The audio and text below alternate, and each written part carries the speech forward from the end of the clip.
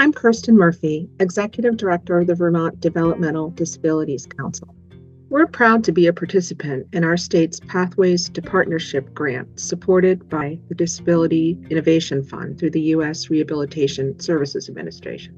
$10 million over 5 years is going to go a really long way in our small state to supporting a comprehensive and collaborative system of support for youth with disabilities who are transitioning to adult life. First, let me tell you a little bit about our council, which I'll call the DD Council for short. The mission of the Vermont Developmental Disabilities Council is to help build connections and supports that bring people with developmental disabilities and their families into the heart of their Vermont communities. There is a DD Council in every state and territory, 56 in total. We were created by the Developmental Disabilities Assistance and Bill of Rights Act, or DD Act, which was first passed in 1984 and last updated in 2000. The Council's values come straight from the federal enabling statute. There are 4. We work to advocate and advance full community inclusion. Real inclusion isn't just about being physically present. It's about being welcomed and supported to participate in whatever the group is doing. Second, self-determination. This means that people with developmental disabilities have as much say as people without disabilities in charting their life course. Third, productivity, which is the Act's way of saying that people with developmental disabilities have a right to meaningful work in their community. And finally, independence. This means being free from control by another person or an organization, but it doesn't mean that a person lives without support from others. Increasingly, we also understand independence to mean different things in different cultures. Interdependence may be a better way to think about how we all live and support one another. Bottom line, it's all about inclusion. Here's what our members have to say. Inclusion is being welcome, being wanted into something. You're joining something that's great and positive. I feel kind of the foundational values of inclusion, having options and make choices, to assume competence in every individual. Inclusion means to me being together. Inclusion is equal access and opportunities. Everyone has a seat at the table. So who is the DD Council? At full capacity, we have 25 members, and 60% of them must be individuals with developmental disabilities or their family members, people with lived experience. These public members are appointed by the governor of Vermont, and most serve for 6 years. We also have representatives from the Center for Disability and Community Inclusion at the University of Vermont and from Vermont's protection and advocacy organization, Disability Rights Vermont. We have representatives from various parts of state government, each there to represent an important law that supports people with disabilities. For example, the Agency of Education appoints someone to serve on our council and to represent the Individuals with Disabilities Education Act. Finally, we have one person who represents provider agencies. The DD Act includes the expectation that our governor-appointed members represent a variety of experiences. We strive to recruit an ethnically and racially diverse group of self-advocates and family caregivers throughout Vermont, Danby to Derby Line, Brattleboro to Swanton, and everything in between. So what do DD councils do? The DD Act requires councils to engage in systems change activities. The council is always looking for ways to create better systems that support all people with intellectual and developmental disabilities here in our state.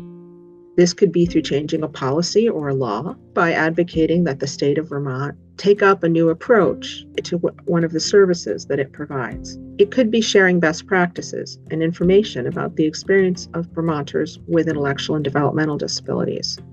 We have a lot of strategies, but by now you probably realize that the council also has to set priorities. There are many urgent needs and only so many resources. Every 5 years, the DD Council writes a plan outlining how it will use its resources, staff time, community connections, and our federal appropriation from Congress to improve the lives of Vermonters with intellectual and developmental disabilities and their families. This is how we decide where to focus our energies. Which brings us to the Pathways to Partnership project. When I heard about the opportunity to receive federal funding to build a better system of support for youth in the critical transition to adult services, I got really excited. And also a little worried, because at first we weren't sure if Vermont had the person power to get the application together under a really tight timeline. But we're Vermonters, and together we figured it out.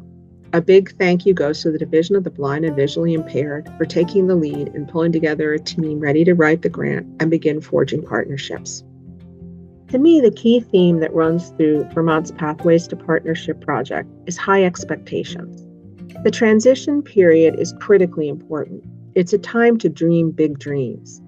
It's a time to have ambitious goals for young people. And it's a time for providers to bring their A game. We want to infuse transition services with the best practices and with ample resources so that we can have the highest possible expectations for our young people with disabilities. The P2P planning team also thought through how we could take a more comprehensive look at what students and their families need during transition time. Employment and post-secondary learning are really important, but they're also not the only pieces to adult success. What about a student's self-advocacy skills? What about a student's independent living skills? What about a student's right to make adult choices? The P2P grant gives us the opportunity to consider all of these important questions. In thinking about how the Council could support Pathways to Partnership project, we went back to our 5-year plan. We looked at where we had objectives that align with the Pathways to Partnership planning team's vision, and we found 3 important ways we could reinforce the project goals. First, the DD Council has made it a priority to promote alternatives to court-ordered guardianship. Transition planning is a critical time to talk about guardianship and alternatives like supported decision-making. Too often, special education teams bring up the issue of guardianship but aren't able to share all the alternatives.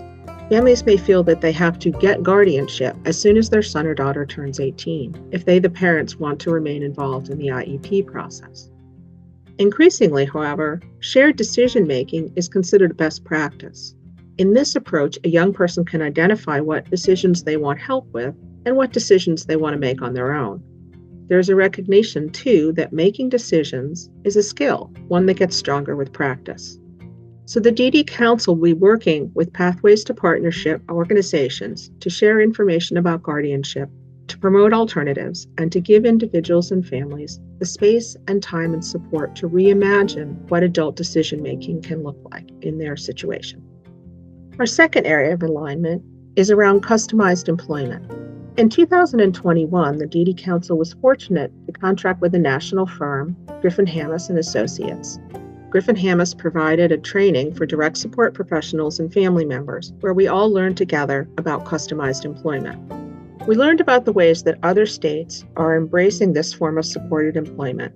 Customized employment is a form of supported employment, but it focuses more on a piece of a job or creating a job opportunity rather than filling an existing job description. Griffin Hammes calls the process of planning for employment discovering your personal genius. The Griffin Hammes approach invests time up front in understanding what motivates a person and where they can add value to a company or enterprise.